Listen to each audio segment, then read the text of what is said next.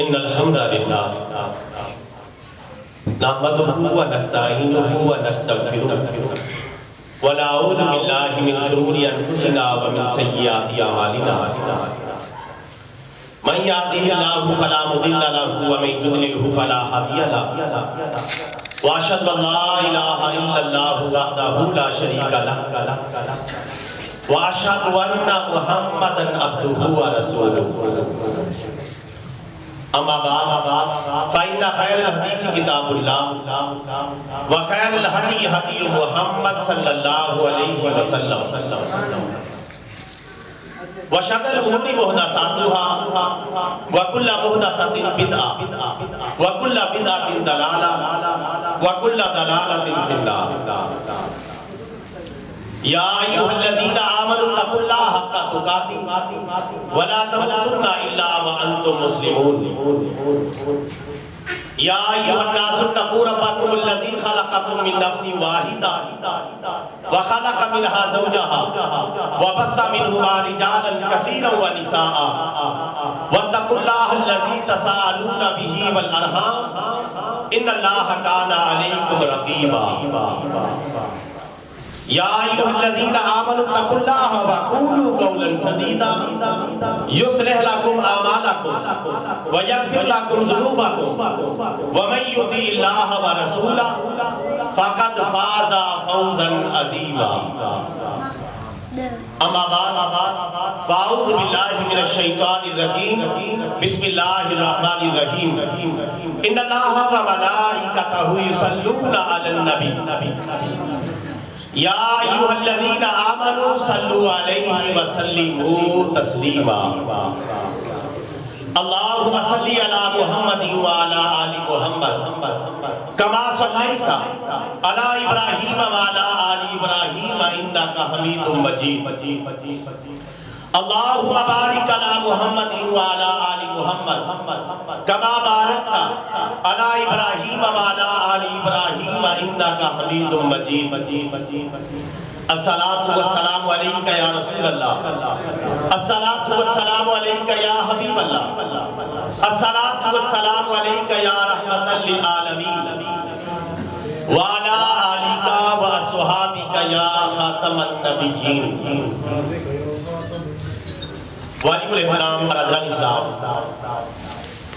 و برادران دین، جملہ تعریفیں اللہ رب العالمین عز و جل کے لیے جس نے بلا شرکت غیرے ساتوں زمینوں اور ساتوں آسمانوں کو پیدا فرمایا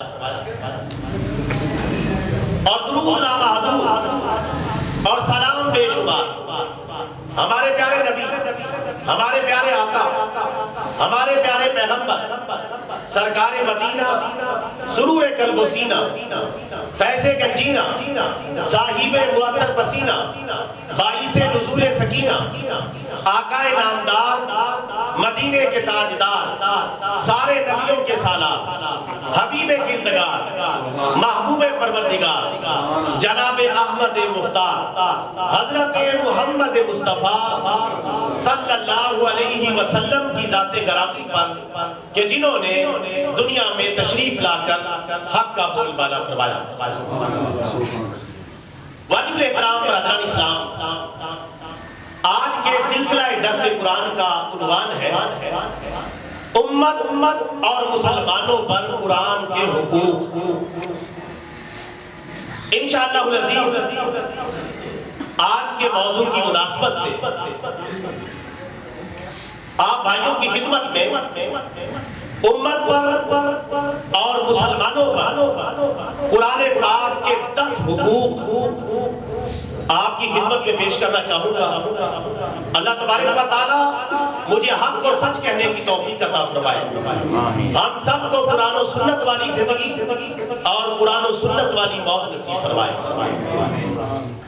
واجب الاحترام برادران اسلام، اس سے قبل کہ میں قرآن پاک کے 10 حقوق جو امت مسلمہ پر لازم ہے اور وہ 10 حقوق جو تمام مسلمانوں پر لازم ہے جن کو ادا کیے بغیر قرآن پاک سے محبت کا حق ادا نہیں ہو سکتا، قرآن پاک سے تعلق اور پیار کا حق ادا نہیں ہو سکتا، کرنے سے پہلے بطور تمہید اور بطور ابتدائیہ قرآن پاک کی عظمت پر چند باتیں عرض کروں گا، چونکہ قرآن پاک کے حقوق کو ہم تبھی ادا کریں گے جب ہمیں یہ پتہ چلے گا کہ قرآن پاک کتنی عظیم چیز ہے، قرآن پاک کتنا عظیم کلام ہے، اور قرآن پاک کس ہستی کی کتاب ہے اور کس ہستی کا کلام ہے۔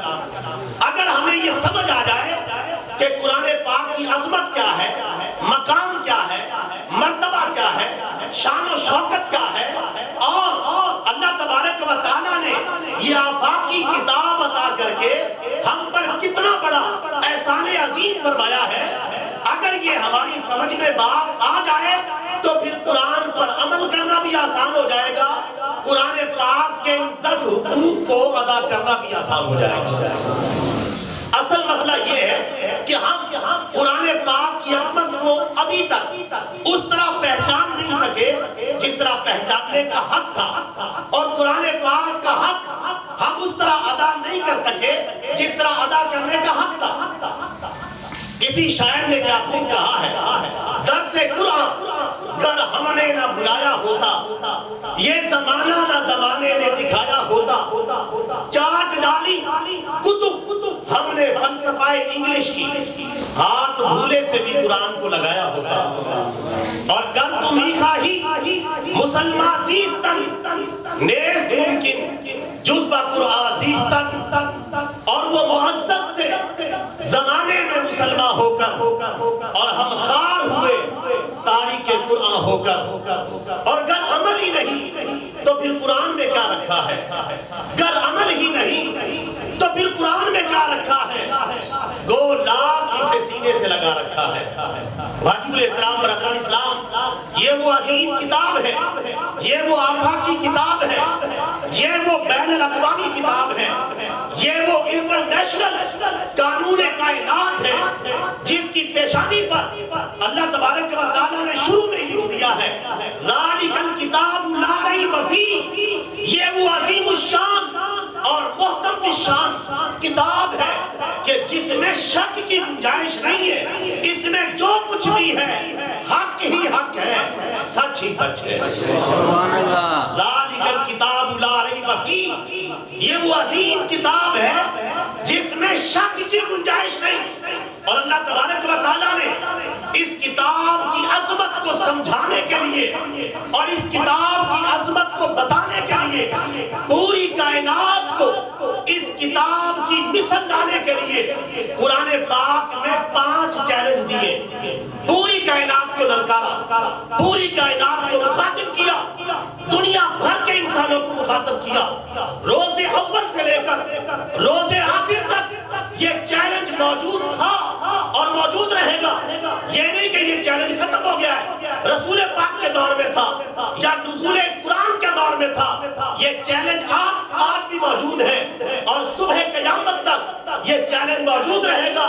اگر قرآن کے کسی مخالف کے اندر جرت ہے تو وہ قرآن پاک کی مثل لا کے پیش کرے اور قرآن پاک کے اس دعوے کا مقابلہ کرے۔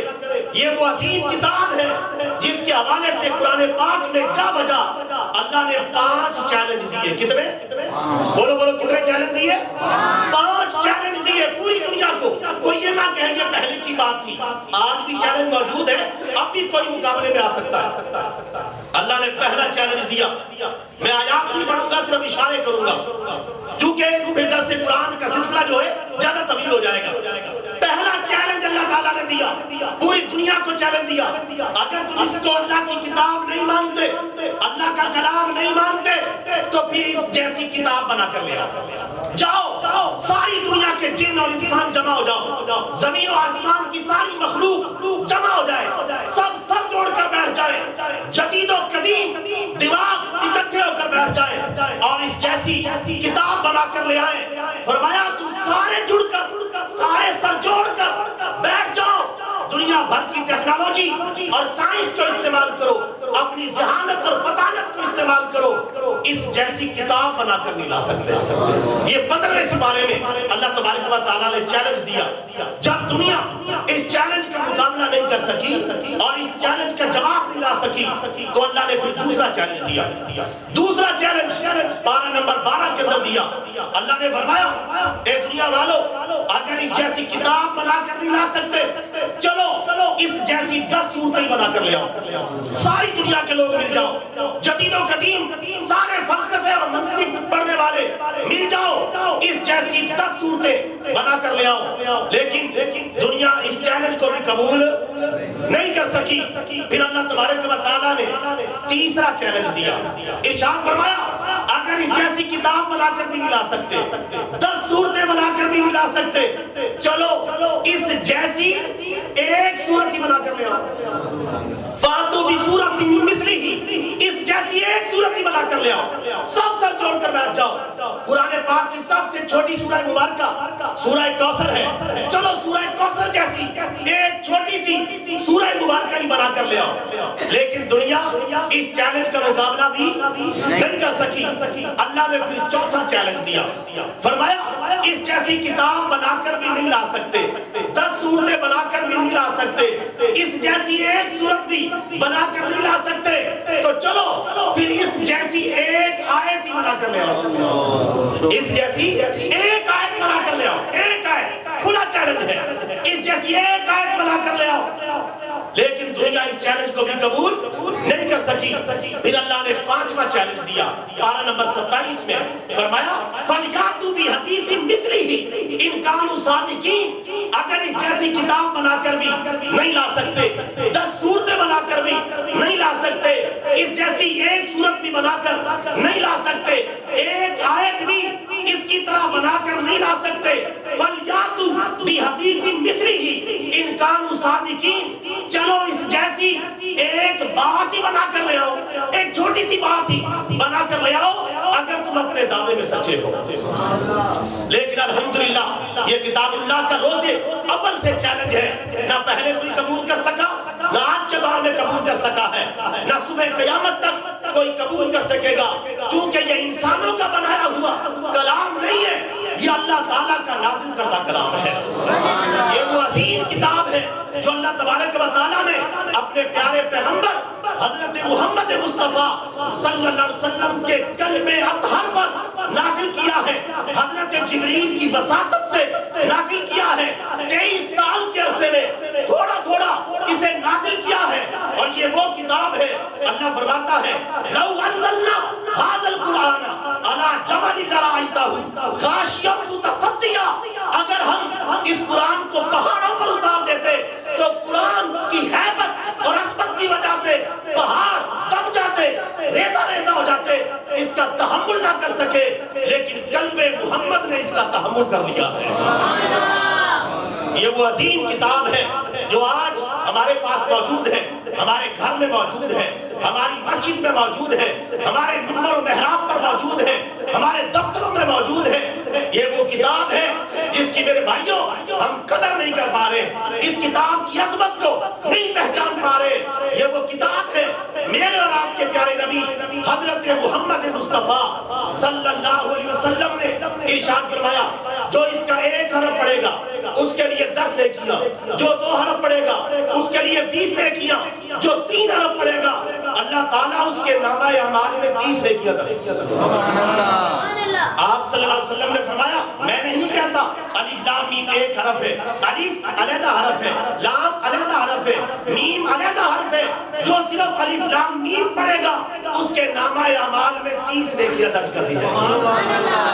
صرف الف لام میم پڑھے, اور جو پوری سورہ فاتحہ پڑھے, جو پوری سورہ بقرہ پڑھے, پوری سورہ آل عمران پڑھ جائے, پوری سورہ نساء پڑھ جائے, پوری سورہ مائدہ پڑھ جائے, پورا قرآن پڑھ جائے, اس کی نیکیوں کا اندازہ کون لگا سکتا ہے؟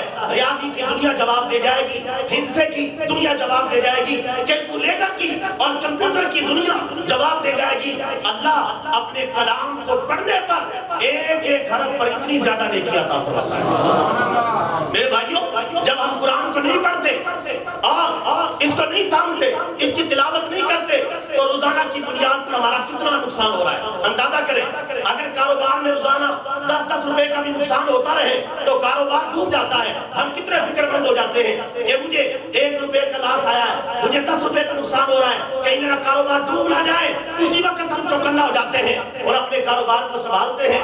लेकिन मेरे भाइयों, रोजाना की बुनियाद पर कितनी नेकियों का नुकसान हो रहा है, हमें अंदाजा नहीं। आज कितने मुसलमान हैं जिन्हें कुरान पढ़ना आता है और फिर सही पढ़ना आता है और फिर रोजाना पढ़ते हैं, कितने मुसलमान हैं। मेरे भाइयों, सोचे हम में से हर एक बंदा अपने गिरेबान में मुंह डाल के सोचे, क्या वो कुरान का हक अदा कर रहा है? रसूल पाक सल्लल्लाहु अलैहि वसल्लम ने फरमाया, अल कुरान हुज्जतुल लक औ अलैक औ कमा कान। आका इस्लाम ने फरमाया, कुरान क़यामत के दिन या तो तुम्हारे हक में गवाही देने के लिए खड़ा हो जाएगा या तुम्हारी मुखालफत में गवाही देने के लिए खड़ा हो जाएगा। अगर इसको पढ़ोगे, इसके हुकूक अदा करोगे, कुरान क़यामत के दिन तुम्हारे हक में गवाही देगा, या अल्लाह ये बंदा मेरी कदर करता था, मुझे पढ़ता था, मुझ पर अमल करता था। अल्लाह कुरान की गवाही को कबूल फरमा लेगा और उस कुरान पाक पढ़ने वाले को जन्नत में दाखिल फरमा देगा। और जिस बदनसीब की मुखालफत में कुरान पाक मैदान क़यामत में खड़ा हो गया, उसके पास बचने का क्या ऑप्शन रह जाएगा? बचने का क्या उसके पास जो है रास्ता रह जाएगा? कुरान उसकी मुखालफत में खड़ा हो गया और कुरान उसके खिलाफ गवाही देने के लिए खड़ा हो गया और साथ रसूल पाक सल्लल्लाहु अलैहि वसल्लम भी आ जाए कि या अल्लाह, मैं जो कुरान लेकर आया था इन लोगों ने नहीं पढ़ा, नहीं समझा, नहीं इस पर अमल किया और इसके हुकूक को नहीं पहचाना। कुरान पाक में है, रसूल पाक भी कुरान पाक के साथ आ जाएंगे और रसूल पाक फरमाएंगे, कुरान पाक ने नकल किया है, वकाल रसूल या रब्बी इन्ना कौमी इत्तखज़ू हाज़ल कुरान महजूरा। या अल्लाह, ये वो लोग हैं जिनके पास में कुरान की असीम दौलत लेकर आया था, लेकिन इन्होंने कुरान पाक का हक अदा नहीं किया। कुरान भी मुखालफत में खड़ा हो गया, मोहम्मद रसूलुल्लाह भी मुखालफत में खड़े हो गए। मेरे भाइयों, बचने का कोई रास्ता बाकी नहीं बचेगा। आओ रसूलुल्लाह के दामन को थामे और कुरान पाक के दामन को थामे। कामयाबी तब मिलेगी जब अल्लाह के कुरान पर चलेंगे, मोहम्मद अरबी के फरमान पर चलेंगे।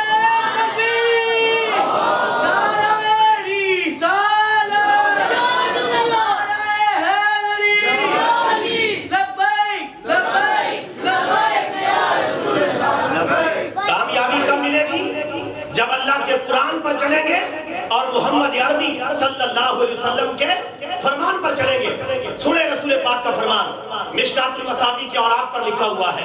आका अलैहिस्सलाम ने इरशाद फरमाया, जिस बंदे को कुरान की दौलत मिली, तवज्जो, जिस बंदे को कुरान पाक की दौलत मिली और उसने कुरान पाक की दौलत अपने पास होने के बावजूद इससे ज्यादा कीमती चीज किसी और के पास समझी, तो उस बंदे ने कुरान पाक का हक ही अदा नहीं किया, कुरान पाक की अजमत को नहीं पहचाना, क्योंकि कुरान पाक से बढ़कर कायनात में कोई दौलत नहीं हो सकती।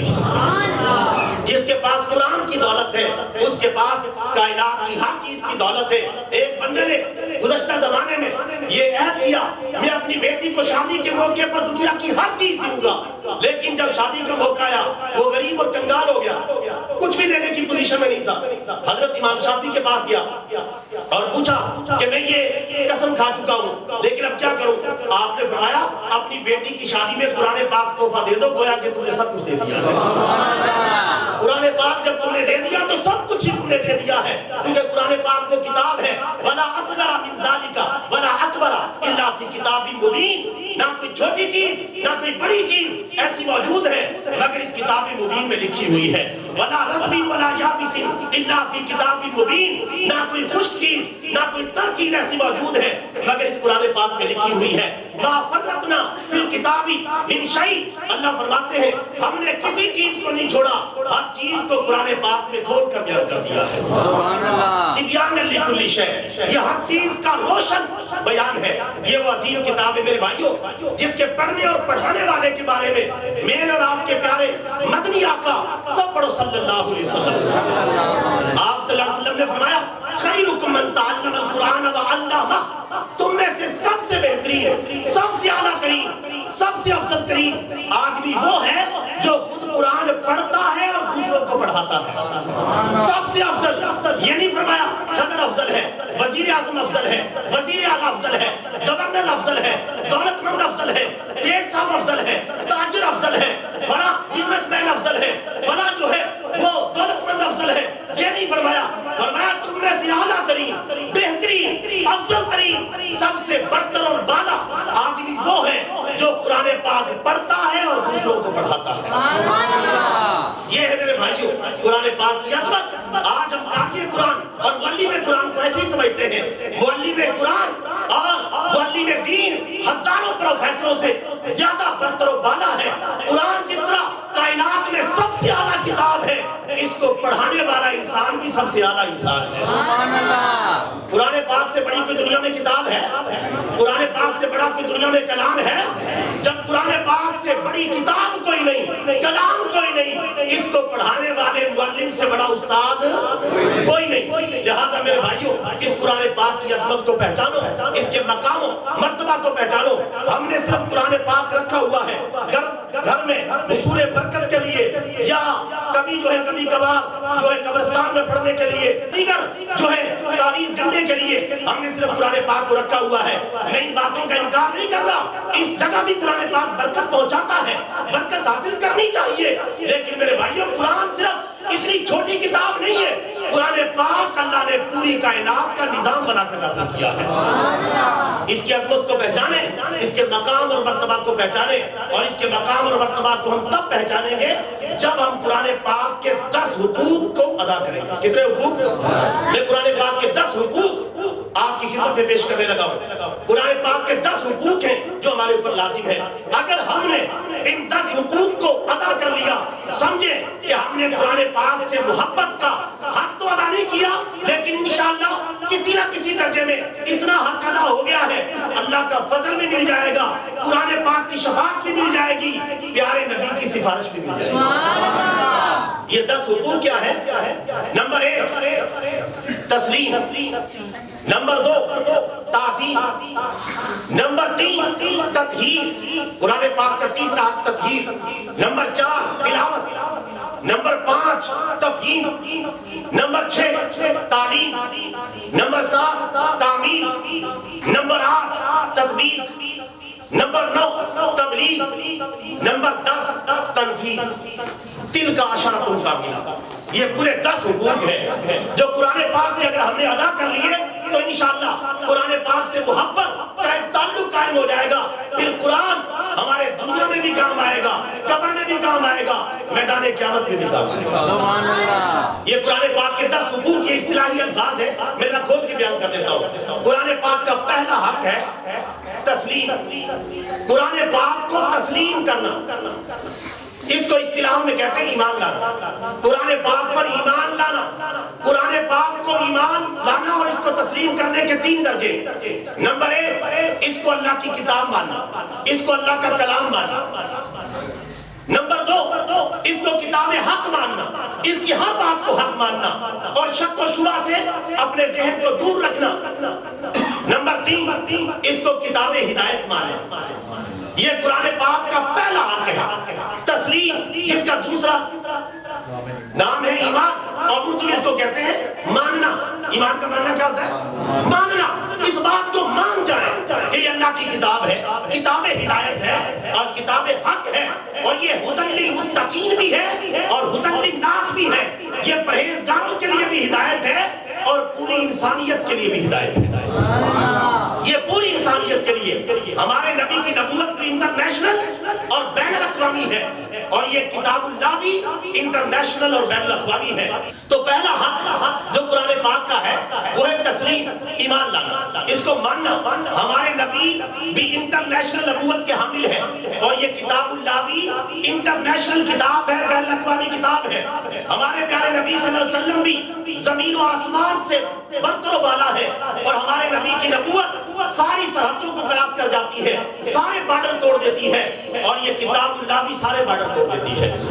جہاں تک خدا کی خدائی ہے وہاں تک میرے نبی کی مصطفائی ہے، اور وہاں تک کتاب اللہ کا پیغام ہے۔ لہٰذا میرے بھائیوں اس کتاب کو ماننا، ایمان لانا اس کا پہلا حق ہے۔ نمبر 2 تعظیم، اس قرآن پاک کی تعظیم کرنا، احترام کرنا، ادب کرنا، یہ اس کا دوسرا حق ہے۔ اس کا جتنا ہو سکے تعظیم کریں۔ تعظیم کے کئی پہلو ہیں۔ جب قرآن پاک پڑھا جا رہا ہے خاموشی کے ساتھ سنیں، خاموشی کے ساتھ سنیں، چپ ہو جائیں۔ قرآن کہتا ہے وَإِذَا قُرِئَ الْقُرْآنُ فَاسْتَمِعُوا لَهُ وانصتوا لعلکم ترحمون. جب قرآن پاک پڑھا جائے تو چپ رہو اور اسے غور سے سنو. سارے کام بند کر دو, قرآن پاک پر توجہ لگا دو, خاموشی کے ساتھ سنو. یہ قرآن پاک کا حق ہے. یا ایسا ٹائم منتخب کرو جب خاموشی کے ساتھ سن سکو, اور جب نہ سن سکو ایسی قرآن پاک چلتا رہے اور ہماری کسی کی توجہ نہ ہو, تو یہ قرآن پاک کے حق کے مخالف ہے. قرآن پاک کا حق ہے اسے خاموشی کے ساتھ سنا جائے اور توجہ کے ساتھ سنا جائے. جب خاموشی اور توجہ کے ساتھ سنا جائے گا, نور قرآن دل پر اترتا چلا جائے گا اور سینے کا اور دل کا میل کچیل اترتا چلا جائے گا اور اس میں نور ایمان داخل ہوتا چلا جائے گا. یہ قرآن پاک کا دوسرا حق ہے جس کا نام ہے تعظیم. اللہ تعالی ہم سب کو قرآن پاک کی تعظیم اور احترام نصیب فرمائے. نمبر 3 تطہیر. قرآن پاک کا تیسرا حق ہے تطہیر. تطہیر کا مطلب ہے قرآن پاک پڑھنے والا کا پاک صاف ہونا. قرآن پاک پڑھنے والا پاک صاف ہو, اس کا اندر پاک ہو, اس کا باہر پاک ہو, اس کا ظاہر پاک ہو, اس کا باطن پاک ہو, اور بالفاظ دیگر باوضو اور پاکیزہ اور طہارت کی حالت میں وہ ہونا چاہیے. کیونکہ قرآن پاک میں ہے لا یمسہ الا المطہرون, اس کو صرف پاک لوگ ہی چھو سکتے ہیں. اس کو لوگ پاک لوگ ہی چھو سکتے ہیں, ناپاک لوگ اس کو نہیں چھو سکتے. اس لیے یہ قرآن پاک کا تیسرا حق ہے کہ تطہیر ہونی چاہیے, طہارت ہونی چاہیے. آدمی کا ظاہر و باطن پاک ہو اور باوضو ہو کے پاکیزہ جگہ پر بیٹھ کر اللہ کی کتاب کی تلاوت کرے, خوشبو لگا کر قرآن پاک کی تلاوت کرے. قرآن پاک کے حقوق کو ادا کرتے ہوئے جب وہ تلاوت کرے گا, اللہ تعالیٰ کی رحمت کے فرشتے اس پر چھما چھم رحمت کی برسات برسائیں گے. یہ وہ کتاب ہے اللہ کی. جب توجہ کے ساتھ پڑھیں گے, چاہے مسجد میں پڑھیں اور چاہے اپنے گھر میں پڑھیں. نمبر 4 قرآن پاک کا چوتھا حق ہے تلاوت. تلاوت قرآن پاک کا چوتھا حق ہے. تلاوت کا مطلب پڑھنا. قرآن پاک کو پڑھے, اس کی تلاوت کرے. جب پاک ہو گیا اب تلاوت کرے. تلاوت کرے کس طرح تلاوت کرے؟ اللہ قرآن میں فرماتا ہے پہلے سپارے میں الذین آتیناہم الکتاب یتلونہ حق تلاوتہ. جن لوگوں کو ہم نے کتاب دی ہے وہ اس قرآن پاک کی اس طرح تلاوت کرتے ہیں جس طرح تلاوت کرنے کا حق ہے. اللہ فرماتا ہے میرے بندے اس طرح تلاوت کرتے ہیں جس طرح تلاوت کرنے کا حق ہے. اس طرح میرے کلام کو پڑھتے ہیں جیسے پڑھنے کا حق ہے, اور اس طرح اس کی تلاوت میں مگن ہو جاتے ہیں جس طرح مگن ہونے کا حق ہے. میرے بندے اس طرح پڑھتے ہیں, اور جب بندہ اس طرح پڑھتا ہے اور جو روانگی کے ساتھ پڑھتا ہے, اللہ کے حبیب فرماتے ہیں وہ اللہ تعالیٰ کے پاکیزہ فرشتوں کی ہمراہی میں ہوتا ہے. اور جو اٹک اٹک کر پڑھتا ہے, زبان میں نکلت ہے, تیزی سے نہیں پڑھا جاتا, اٹک اٹک کے پڑھتا ہے لیکن صحیح پڑھتا ہے, اٹک اٹک پڑھنے والوں کے لیے اللہ تعالیٰ ڈبل ثواب عطا فرماتا ہے. یہ میں نہیں کہہ رہا, مشکات المصابیح کی حدیث مبارکہ ہے اٹک اٹک کر پڑھنے والوں کے لیے ڈبل ثواب ہے, کیونکہ وہ کوشش کر رہا ہے, محنت کر رہا ہے, ہمت کر رہا ہے اور اللہ کی کتاب کو پڑھنے کی کوشش کر رہا ہے. یہ تلاوت کلام پاک اس کا چوتھا حق ہے جو ہمیں ادا کرنا چاہیے قرآن پاک کا. اور اس کا کئی طریقے سے پڑھنے کے انداز ناظرہ پڑھیں, حفظ پڑھیں, جس طرح اللہ تعالیٰ آسانی پیدا کرے. اور کم از کم 10 سورتیں تو ہر مسلمان کو حفظ ہونی چاہیے, علم ترا سے لے کر والناس تک ہر بندے کو حفظ ہونی چاہیے. جس کو نہیں ہے وہ کرے گا نہیں کرے گا انشاءاللہ. جن کو ہے بڑی اچھی بات ہے, جن کو نہیں ہے کم از کم آخری 10 سورتیں تو یاد کر لیں, علم ترا سے لے کر والناس تک. اتنا قرآن پاک بھی ہمیں یاد نہ ہو تو بڑے افسوس کی بات ہے. ہمارے پیارے نبی صلی اللہ علیہ وسلم نے فرمایا جس سینے میں قرآن نہ ہو وہ ویران گھر کی طرح. تفہیم سمجھنا, تدبر کرنا, تفکر کرنا, غور و فکر کرنا. قرآن پاک میں غور و فکر کرنا ہے.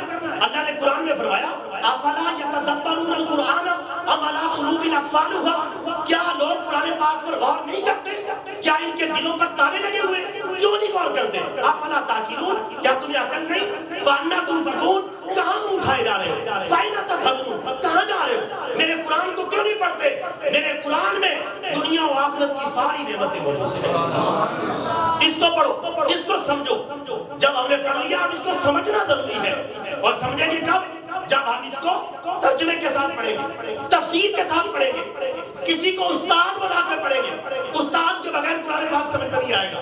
اللہ تعالیٰ نے جب قرآن اتارا ہے تو ساتھ میں محمد کریم کو بھی بھیجا ہے استاد بنا کر. کتاب ہی نہیں دی, اگر کتاب ہی دے دی جاتی تو پھر ہم کتاب اللہ ہی پڑھتے رہتے، لیکن کتاب اللہ خود پڑھ کے سمجھنا یہ مشکل کام تھا، اس لیے اللہ نے اپنے حبیب کو خود قرآن پڑھایا، اور ہمارے نبی کا دنیا میں کوئی استاد نہیں، ہمارے نبی کا ایک ہی استاد ہے، وہ اللہ تعالیٰ کی ذات گرامی ہے۔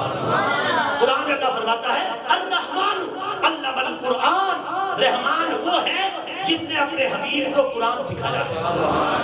تو ہمارے پیارے نبی صلی اللہ علیہ وسلم دنیا میں کسی کے شاگرد نہیں ہیں، اللہ کے شاگرد ہیں اور پوری کائنات کے استاد ہیں، پوری کائنات کے استاد ہیں۔ ہمارے پیارے نبی صلی اللہ علیہ وسلم سے بہتر کتاب، بہتر نظام، بہتر قانون نہ کوئی مائی کا لال لا سکا ہے اور نہ کوئی لا سکتا ہے۔ اب چلے گا تو محمد رسول اللہ کا قانون چلے گا، کتاب اللہ کا قانون چلے گا، اللہ تعالیٰ کے دین کا قانون چلے گا۔ اب تورات پر عمل کرنا جائز نہیں رہا، انجیل پر عمل کرنا جائز نہیں رہا، زبور پر عمل کرنا جائز نہیں رہا، اب کسی نبی کا کلمہ پڑھنا جائز نہیں رہا۔ اب کلمہ پڑھا جائے گا تو محمد رسول اللہ کا کلمہ پڑھا جائے گا، لا الہ الا اللہ محمد رسول اللہ، اب یہ کلمہ چلے گا، اس کے علاوہ کوئی کلمہ نہیں چل سکتا۔ اب کسی نبی کا کلمہ پڑھنا جائز نہیں، اس لیے میرے اور آپ کے نبی صلی اللہ علیہ وسلم نے فرمایا اگر بفرض محال میرے دور میں موسیٰ علیہ السلام بھی آ جائیں، ان کو بھی میرا ہی کلمہ پڑھنا پڑے گا، ان کو بھی میرا ہی کلمہ پڑھنا پڑے گا، اس کے بغیر کوئی چارہ کار نہیں ہے۔ تو جب اللہ کی جو نازل کردہ آسمانی کتابیں ہیں سابقہ، ان کو قرآن پاک کے مقابلے میں آج کے دور میں نافذ کرنا جائز نہیں، تو دنیا کے بنائے ہوئے قانون، اقوام متحدہ کے بنائے ہوئے قانون، اسمبلیوں کے قرآن و حدیث کی مخالفت میں بنائے ہوئے قانون، ان کی ہمارے نزدیک ذرے کے برابر بھی حیثیت نہیں۔ جہاں اللہ کے کلام کی بات آ جائے گی اور پیارے نبی کی بات آ جائے گی، ہم اس کے مقابلے میں ہر بات، ہر قانون، ہر آئین کو اٹھا کر ردی کی ٹوکری میں پھینک دیں گے، جو کہ یہ ہمارے ایمان کا تقاضا ہے، یہ ہمارے ایمان کا تقاضا ہے۔ تو تفہیم، تو ارادہ کریں کہ انشاءاللہ قرآن پاک کو سمجھ کے پڑھا کریں، سمجھ کے پڑھیں گے کہ نہیں پڑھیں گے؟ سمجھ کے کس طرح پڑھیں؟ ترجمے کے ساتھ پڑھیں، تفسیر کے ساتھ پڑھیں، اور اس کے بعد جو ہے اساتذہ کرام، ائمہ کرام جو ہے مسجدوں کے امام ہیں، یہ بیچارے انتظار ہی کر رہے ہوتے ہیں کوئی سیکھے، کوئی پڑھے، ان سے آ کے ٹائم لے، پڑھے اور کتاب اللہ کو سمجھے۔ سارے بھائی کوشش کریں گے۔ نمبر 6، قرآن پاک کا چھٹا حق جو ہمارے اوپر لازم ہے، مسلمانوں پر لازم ہے، امت مسلمہ پر لازم ہے، وہ ہے تعلیم۔ کیا ہے؟ تعلیم۔ قرآن پاک کو سمجھ بھی لیا، اب اس کی تعلیم بھی دینی ہے، اب اس کی تعلیم بھی دینی ہے، اس کو پڑھانا بھی ہے، پڑھ تو لیا، سمجھ بھی لیا، اب اس کو پڑھانا بھی ہے، اس کی تعلیم بھی دینی ہے، اس کے علم کو عام بھی کرنا ہے، اس کے اساتذہ بن کر، اس کے معلم بن کر ناظرہ پڑھانا ہے، حفظ پڑھانا ہے، ترجمہ پڑھانا ہے، تفسیر پڑھانی ہے، اور پھر ان علماء کو رسپیکٹ دینی ہے جو قرآن پاک کو پڑھا رہے، قرآن پاک کو سکھا رہے۔ ان کو یہ نہ سمجھے کہ ملا کی دوڑ مسجد تک، یہ کہہ کے جان نہ چھڑا لیں، ورنہ قیامت کے دن پھنس جائیں گے کہ ہم نے علماء کی قدر کیوں نہیں کی، جن کے پاس اللہ کی کتاب کا علم تھا، ان کی قدر کیوں نہیں پہچانی، اور ان کے ساتھ مل کر تعلیم قرآن کو عام کیوں نہیں کیا۔ یہی ہے آرزو کہ تعلیم قرآن عام ہو جائے، ہر ایک پرچم سے اونچا پرچم اسلام ہو جائے۔ سبحان اللہ۔ یہ آرزو ہر مسلمان کی ہونی چاہیے۔ تعلیم قرآن کا سلسلہ اپنی مسجدوں میں، مدرسوں میں، اپنے گھروں میں عام کرنا چاہیے۔ تعلیم قرآن کا سلسلہ ناظرہ کی شکل میں، حفظ کی شکل میں، ترجمے کی شکل میں، تفسیر کی شکل میں، ایک ایک آیت، دو دو آیت، ایک ایک سورت، دو دو سورتیں، جس طرح آسانی ہو روزانہ کی بنیاد پر، اللہ تعالی ہم سب کو عمل کی توفیق عطا فرمائے۔ نمبر 7، تعمیل۔ قرآن پاک کا 7واں حق ہے تعمیل، تعمیل عمل کرنا۔ اب ہم نے پڑھ بھی لیا، سمجھ بھی لیا، اس کی تعلیم کو بھی عام کر رہے، عمل کون کرے گا؟ عمل بھی تو ہم نے کرنا ہے۔ اب عمل کی باری، عمل سے زندگی بنتی ہے، جنت بھی جہنم بھی۔ یہ خاکی اپنی فطرت میں نہ نوری ہے نہ ناری ہے، اگر عمل نہیں کیا تو بات نہیں بنے۔ تعمیل کرنا، قرآن پاک پر عمل کرنا ضروری ہے، اور قرآن پاک پر عمل کیے بغیر نہ ہم اللہ کو راضی کر سکتے ہیں نہ رسول اللہ کو راضی کر سکتے ہیں۔ قرآن پاک پر عمل کریں گے اللہ بھی راضی ہو جائے گا، اللہ کے پیارے رسول بھی راضی ہو جائے گا۔ تعمیل قرآن کریں، قرآن پاک پر عمل کریں، اس کے مطابق زندگی کو ڈھالیں، اپنی زندگی کو چیک کریں کہ کون کون سی باتیں میری قرآن کے مطابق ہیں اور کون کون سی باتیں قرآن کے مخالف ہیں. جو مطابق ہے اللہ کا شکر ادا کریں، جو مخالف ہے ان کو مطابق اور موافق بنانے کی کوشش کریں، عمل کریں قرآن پر. اور قرآن پر عمل تب ہوگا جب قرآن پاک ہم نے پڑھا ہوگا، سمجھا ہوگا، تب عمل ہوگا، تب صحیح معنی کے اندر عمل کر پائیں گے. اللہ تعالیٰ ہمیں عمل بالقرآن کی دولت سے بھی مالا مال فرمائے. نمبر 8 تطبیق. نمبر 8 آٹھواں کون سا ہے؟ تطبیق. تا با با یا قاف بڑا. تطبیق. تطبیق کا مطلب ہے مطابقت پیدا کرنا.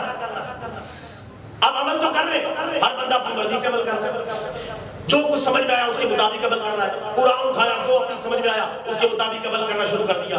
ایسے نہیں، تطبیق کے ساتھ عمل کرنا ہے. تطبیق کس سے؟ رسول پاک کی سنت سے، سیرت سے. تطبیق ہونی چاہیے، مطابقت ہونی چاہیے. رسول پاک کی سیرت میں دیکھیں گے کہ آپ نے قرآن پر کیسے عمل کیا تھا. رسول پاک کی سنت کیا ہے، رسول پاک کا اسوہ حسنہ کیا ہے، رسول پاک کا طرز زندگی کیا ہے، رسول پاک کا طرز حیات کیا ہے. اس سے تطبیق دیں گے، مطابقت پیدا کریں گے، موافقت پیدا کریں گے. رسول پاک کی تعلیم کے مطابق عمل کریں گے تو اللہ عمل کو قبول فرمائے گا. اپنی مرضی کے مطابق عمل کوئی کرے گا تو بات نہیں بنے گی، ادھر نکل جائے گا، کوئی ادھر نکل جائے گا، ادھر نکل جائے گا، ادھر نکل جائے گا. ادھر ادھر نہیں نکلنا، رسول پاک کے پیچھے پیچھے چلنا ہے، رسول پاک کے پیچھے پیچھے چلنا ہے. اللہ قرآن میں فرماتا ہے فَاتَّبِعُونِی یُحْبِبْکُمُ اللَّهُ. اے پیارے حبیب تم کہہ دو میرے پیچھے پیچھے چلو، اللہ تعالیٰ تمہیں اپنا محبوب بنا لے گا. رسول پاک کے پیچھے چل کر سنت کے مطابق، سیرت کے مطابق عمل کرنا ہے، تب ہمارا عمل مقبول ہوگا. اپنی مرضی کے مطابق ہی عمل کرتے رہیں گے، قرآن کی آیت کا کچھ مطلب نکال لیں گے، اپنے ذہن میں جو آیا، لغت سے جو اٹھایا اور ادھر ادھر سے جو پڑھا اس کے مطابق شروع کر دیا. ایسے کریں گے اللہ اس عمل کو قبول نہیں کرے گا، کیونکہ اللہ نے قرآن میں بتا دیا ہے لَقَدْ كَانَ لَكُمْ فِي رَسُولِ اللَّهِ أُسْوَةٌ حَسَنَةٌ. تمہارے لیے رسول اللہ کی زندگی بہترین نمونہ ہے. قرآن پر عمل اس طرح کرنا ہے جس طرح رسول پاک نے اپنی زندگی میں کر کے دکھایا ہے. حضرت عائشہ رضی اللہ تعالیٰ عنہ سے پوچھا گیا اے مومنوں کی ماں ہمیں یہ بتائیں رسول پاک کے اخلاق کیسے تھے، آپ کی عادات کیسی تھی، آپ کے خصائل کیسے تھے، آپ یہ تو ارشاد فرمائیں. آپ رضی اللہ تعالیٰ عنہ نے بڑا پیارا جواب دیا. آپ نے فرمایا کانا خلقہ القرآن. مجھ سے پوچھ رہے ہو کہ رسول پاک کے اخلاق کیسے تھے، قرآن کو پڑھتے چلے جاؤ، رسول پاک کے اخلاق کو دیکھتے چلے جاؤ. قرآن پاک سر تپا رسول پاک کے اخلاق کا نمونہ ہے، اور رسول پاک سر تپا قرآن پاک کے اخلاق کا نمونہ ہے. قرآن پاک میں جو کچھ کتابی شکل میں آیا ہے رسول پاک نے مجسم شکل میں اس پر عمل کر کے دکھایا ہے. کانا خلقہ القرآن، آپ کا اخلاق قرآن تھا. قرآن پڑھتے چلے جاؤ، رسول پاک کی سیرت کے نمونے حاصل کرتے چلے جاؤ. اور اللہ نے بھی قرآن میں کہہ دیا ہے، اس لیے میں کہہ رہا ہوں تطبیق یہ قرآن پاک کا 8واں حق ہے کہ سیرت اور سنت کے مطابق قرآن پر عمل کرنا ہے. اللہ نے قرآن میں فرمایا 28ویں سپارے میں وَمَا آتَاكُمُ الرَّسُولُ فَخُذُوهُ وَمَا نَهَاكُمْ عَنْهُ فَانْتَهُوا. جو کچھ میرا پیارا رسول تمہیں دے وہ لے لو، اور جس کام سے میرا پیارا رسول تمہیں منع کرے اس سے باز آ جاؤ. رسول پاک کو معیار قرار دے دیا ہے، جو کچھ رسول پاک دے وہ لے لو، اور جس کام سے رسول پاک منع کرے اس سے باز آ جاؤ. اس کو کہتے ہیں تطبیق. یہ قرآن پاک کا 8واں حق ہے جو ہم مسلمانوں پر لازم ہے. اللہ عمل کرنے کی توفیق عطا فرمائے. نمبر 9 نعرہ رسالت، نعرہ غوثیہ، شان قرآن. نمبر 9 تبلیغ. تطبیق بھی پیدا کر لی. اب تبلیغ، اب گھر ہی نہیں بیٹھ جانا قرآن پاک کو لے کے گھر ہی بیٹھے رہے، دبک کے بیٹھ جائے، چھپ کے بیٹھ جائے. نہیں، اس کو میدان عمل میں لے کے نکلنا ہے. تبلیغ کرنی ہے، دعوت دینی ہے، پیغام پہنچانا ہے. خدا نے کی ہے دوہری خدمتیں، تیرے سپرد خود تڑپنا ہی نہیں اوروں کو تڑپانا بھی ہے. اس کا پیغام اپنی ذات سے لے کر محلے تک، گاؤں تک، قصبے تک، شہر تک، ملک تک اور بین الاقوامی سطح تک، اقوام متحدہ تک، امریکہ تک، اٹلی تک، جرمنی تک، برطانیہ تک، دنیا کے ہر خطے تک اس کا پیغام پہنچانا ہے. کیونکہ اب نجات کا راستہ، مغفرت کا راستہ، جنت کا راستہ، اللہ کا راستہ، رسول اللہ کا راستہ، آخرت کی بخشش کا راستہ قرآن کا راستہ ہے۔ اب یہ پیغام دنیا تک پہنچانا ہے، ہم نے تبلیغ کرنی ہے، دعوت دینی ہے، پیغام پہنچانا ہے، یہ قرآن پاک کا حق ہے۔ رسول پاک نے فرمایا، بخاری شریف کی حدیث ہے، بلغوا انی ولو آیا، پہنچا دو میری طرف سے اگر کہ تمہیں ایک ہی آیت کا علم ہے، ایک آیت کا بھی علم ہے تو ہم پر لازم ہے خود بھی اس پر عمل کریں اور دوسروں تک بھی پہنچائیں۔ یہ نہ سمجھیں یہ صرف علماء کا کام ہے، پیروں کا کام ہے، مدرسے والوں کا کام ہے، اماموں کا کام ہے، مسجد والوں کا کام ہے۔ میرے بھائیوں، یہ کسی فرد بشر کا کام جو ہے عام بشر کا یا کسی عام شعبے کا یا عام کسی جو ہے خاص جو ہے گروہ کے لوگ ہیں ان کا کام نہیں ہے، یہ ہر اس بندے کا کام ہے جس نے کلمہ پڑھا ہے لا الہ الا اللہ محمد رسول اللہ، جس نے یہ کلمہ پڑھا ہے، توحید و رسالت کی گواہی دی ہے، اس پر لازم ہو گیا ہے رسول پاک کے فرمان کے مطابق پہنچا دو میری طرف سے اگرچہ تمہیں ایک آیت کا علم ہے، ایک آیت کا ایک بات کا علم ہے، اسے آگے پہنچاتے چلے جاؤ، دیے سے دیے کو جلاتے چلو، جو سیکھا ہے اس کو سکھاتے چلو۔ یہ قرآن پاک کا 9واں حق ہے ہم مسلمانوں کا۔ نمبر 10، قرآن پاک کا 10واں اور آخری حق جو میں بیان کر رہا ہوں، ویسے تو قرآن پاک کے دیگر حقوق بھی ہیں لیکن میں نے 10 کو بیان کیا ہے تاکہ یہ موٹے موٹے جو حقوق ہیں قرآن پاک کے وہ ہمارے سامنے آ جائیں۔ 10واں حق ہے اس کا تنفیذ، اس کو نافذ کرنا، اس کو نافذ کرنا، نافذ کرنا۔ پڑھ لیا، سمجھ لیا، تعلیم دے دی، تبلیغ کر دی، اس کو ملک میں نافذ کون کرے گا؟ نافذ کرنا۔ یہ کوئی ایسی کتاب تو ہے نہیں اس کو لپیٹ کے گھر میں رکھ دے، لپیٹ کے اس کو مسجد میں رکھ دے، یہ نافذ ہونے والی کتاب ہے، اللہ کی جیتی جاگتی کتاب ہے، یہ زندہ کتاب ہے۔ اللہ قرآن میں فرماتا ہے، 3 آیتیں سن لیں آپ کو سمجھ آ جائے گی تنفیذ والے حق کی۔ 6 سپارے میں اللہ فرماتا ہے وَمَن لَّمْ يَحْكُم بِمَا أَنزَلَ اللَّهُ فَأُولَٰئِكَ هُمُ الْكَافِرُونَ، جو اللہ کی کتاب کے مطابق فیصلے نہیں کرتے یہ لوگ کافر ہیں۔ وَمَن لَّمْ يَحْكُم بِمَا أَنزَلَ اللَّهُ فَأُولَٰئِكَ هُمُ الظَّالِمُونَ، اور جو لوگ اللہ کی کتاب کو نافذ نہیں کرتے یہ ظالم ہیں۔ وَمَن لَّمْ يَحْكُم بِمَا أَنزَلَ اللَّهُ فَأُولَٰئِكَ هُمُ الْفَاسِقُونَ، اور جو اللہ کے آئین کو اللہ کی کتاب کو نافذ نہیں کرتے وہ فاسق ہیں۔ اللہ نے درجہ بدرجہ ان کا حکم بیان کیا، کوئی کافر ہے، کوئی ظالم ہے، کوئی فاسق ہے، جو بالکل منکر ہے وہ بالکل کافر ہے، جو آدھا مانتا آدھا نہیں مانتا اس کو ظالم کے درجے میں رکھا گیا، اور جو مانتا ہے لیکن نافذ نہیں کرتا، جس طرح ہمارے حکمران ہیں، مانتے ہیں نافذ نہیں کرتے، مانتے ہیں نافذ نہیں کرتے، مانتے ہیں نافذ نہیں کرتے۔ کتنا عرصہ ہو گیا؟ 70 سال ہو گئے، مان رہے ہیں، جشن قرآن بھی منا رہے ہیں اور کہتے ہیں اسلامی ریاست ہے، سب کچھ کر رہے ہیں لیکن نافذ نہیں کر رہے، یہ فاسق ہے۔ جب تک نافذ نہیں کر رہے، فاسق کا مطلب ہے اللہ کے نافرمان، یہ اللہ کے نافرمان ہے، وہ حکمران جن کو طاقت ملی، قوت ملی، اقتدار ملا، حکومت ملی اور اللہ کے قرآن کو نافذ نہیں کر رہے، ادھر ادھر بھاگ رہے، اقوام متحدہ کے قوانین کی طرف، دیگر قوانین کی طرف بھاگ رہے۔ اللہ کے بندو، اللہ کی کتاب کی طرف پلٹو، اللہ کے رسول کی طرف پلٹو، اللہ کے دین کی طرف پلٹو، کتاب اللہ کی طرف پلٹاؤ۔ حکمرانوں، مسلمانوں، اے سب کے سب لوگوں، اللہ کی کتاب کی طرف پلٹاؤ، دنیا میں بھی کامیاب ہو جاؤ گے، آخرت میں بھی کامیاب ہو جاؤ گے۔ یہ اس کا 10واں حق تنفیذ، اس کو نافذ کرنا، یہ نافذ ہونے والی کتاب ہے میرے بھائیوں، اس کو نافذ کرنے کے لیے اللہ نے جو ہے اس کو نازل کیا ہے۔ یہ پوری ریاستوں کا قانون ہے، دنیا کا آئین اس میں لکھا ہوا ہے، یہ کتاب پوری دنیا کے قوانین کو اور پوری دنیا کے معاملات کو چلا سکتی ہے۔ اللہ تعالیٰ نے ہر چیز کو قرآن پاک میں بیان کر دیا ہے۔ یہ 10 حقوق ہیں جو میں نے آپ کی خدمت میں بیان کیے ہیں۔ میں سب سے پہلے دعا کروں گا اللہ تعالیٰ ان حقوق کو مجھے سب سے پہلے ادا کرنے کی توفیق عطا فرمائے اور پھر آپ بھائیوں کو ادا کرنے کی توفیق عطا فرمائے، دیگر مسلمانوں کو، ہمارے حکمرانوں کو اس کے حقوق ادا کرنے کی توفیق عطا فرمائے۔ اگر ہم نے کتاب اللہ کی قدر نہ کی، اس کی عظمت کو نہ پہچانا تو ہم دین اور دنیا میں ناکام اور نامراد ہو جائیں گے، اور اگر ہم نے اس کی قدر و منزلت کو پہچان لیا پھر دنیا بھی ہماری ہے، قبر بھی ہماری ہے، میدان قیامت بھی ہمارا ہے، جنت بھی ہماری ہے، اللہ بھی ہمارے ہیں، رسول بھی ہمارے ہیں اور آخرت کی نعمتیں بھی ہماری ہیں۔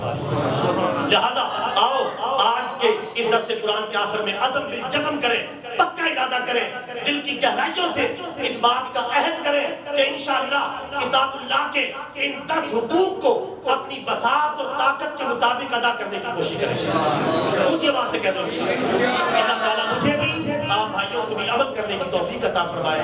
وآخر دعوانا الحمدللہ رب العالمین۔